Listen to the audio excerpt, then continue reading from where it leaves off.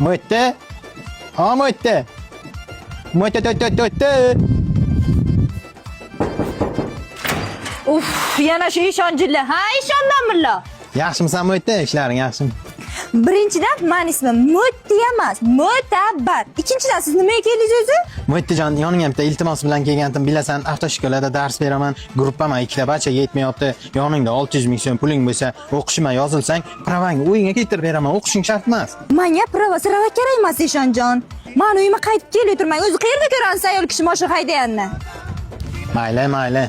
Bir kun kelib senlar ham eshigimdan yalvarib borasanlar. Prava ber deb. Keting bu yerdan, ey.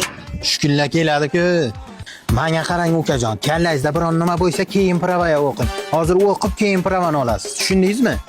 Odamlar ham tushunmayman-da, o'qimasdan qanday prava? Astag'firullah. Eshon aka. Ha?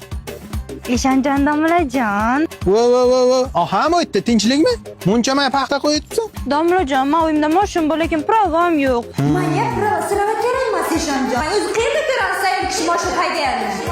Menga qarang mo'ttajon, qayerda ko'rgan xotin kishi mashina mingan? O'qimoqchiman, lekin kallam yo'q.